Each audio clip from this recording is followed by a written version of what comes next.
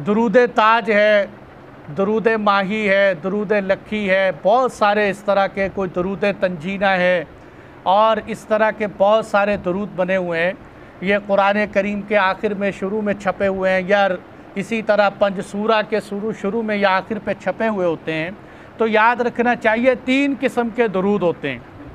पहले नंबर पर वो दरूद हैं कि जिनके अल्फाज हुजूर सल्लल्लाहु अलैहि वसल्लम से साबित हैं।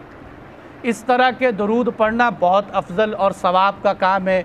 इस तरह के दरूद का मजमुआ भी उलमा ने जैसे ज़ादुस सईद में इकट्ठा कर दिया, वहाँ सारे वो दरूद हैं कि जो सुन्नत से साबित हैं। दूसरी किस्म के वो दरूद हैं कि जो हुजूर से तो साबित नहीं उनके अल्फाज, लेकिन मशाइख से, औलिया से, बुज़ुर्गों से साबित हैं। उन्होंने उसमें मुख्तलिफ़ नौइयत के माना पैदा करने के लिए मुख्तलिफ़ अल्फाज दाखिल किए हैं, उनके माना ठीक है।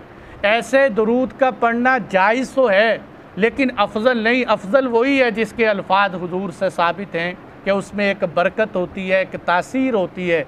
तीसरी किस्म के दरूद वो हैं कि जो ना हुजूर से साबित है, ना मशाइख से मनक़ूल हैं, बल्कि उसमें अपने पास से बाज़ अल्फाज का इजाफ़ा किया और वो अल्फाज शिरकिया भी हैं। ऐसे दरूद का पढ़ना जायज़ नहीं। जैसे ये दरूद ताज है, इसमें उलमा ने लिखा है कि इसमें शिरकिया अल्फाज, इसलिए दरूद ताज ख़वातीन बहुत ज़्यादा पढ़ती हैं घरों में, उनको मना किया जाए कि दरूद ताज न पढ़ें। अलबत्ता दरूद माही वग़ैरह पढ़ सकते हैं कि उनमें शिरकिया अल्फाज तो नहीं होते, लेकिन उनकी बजाय हम सुन्नत दरूद पढ़ने की कोशिश करें। ख़ास तौर पर हुजूर ने फरमाया सबसे अफजल दरूद दरूद इब्राहीमी।